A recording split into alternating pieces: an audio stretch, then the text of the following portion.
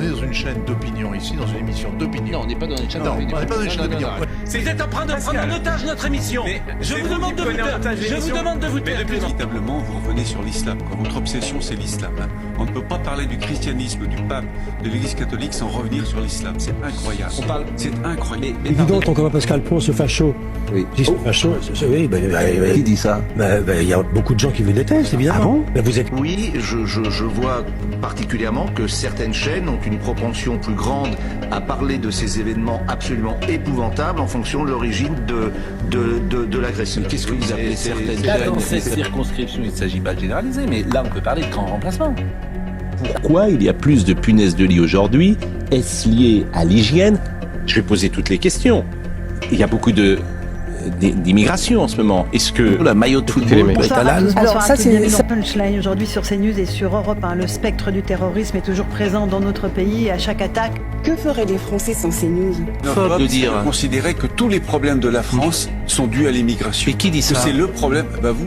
Vous me l'avez dit un jour. Mais qui sur dit ce ça? plateau. Mais qui dit ça? Que l'immigration est le problème C'est dont un découlent problème. tous les autres. C'est un problème dont découlent tous les autres. Et notre invité exceptionnel aujourd'hui sur CNews et sur Europe 1, c'est le Premier ministre israélien Benjamin Netanyahou. Bonjour Monsieur le Premier ministre. Bonjour, bienvenue à Israël. Merci de nous recevoir ici à Jérusalem dans vos bureaux, de prendre du temps pour vous adresser à travers nous à la France et aux Français. Parler d'un génocide à Gaza, il n'y a pas de génocide à Gaza. Il y a une guerre. Déroulez vos mensonges et vos inepties. Mais c'est vous qui... Évidemment, vous êtes venu avec une kippa bleu, blanc, rouge, c'est ça? Ce qu'on appelle la kipatriote.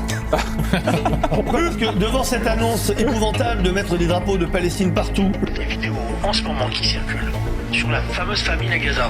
Vous avez un bar. Encore un siècle de journalisme et les mots pueront. C'est un peu ce qui est en train de se passer actuellement. Excusez-moi, vous m'avez invité, tant pis pour vous, mais encore une fois, ce que j'ai dit, alors spitacisme ou perroquet, c'est-à-dire où dans le fond, où on répète ce qu'il convient de dire, alors que le journalisme était justement...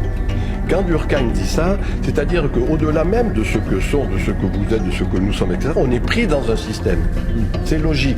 Et donc, du coup, ce n'est pas nos idées que l'on dit, c'est ce qu'il faut dire. C'est la logique du devoir-être. Mais c'est vrai on ne dit pour pas les ce artistes, qui... ça. Pardon? C'est vrai pour les artistes.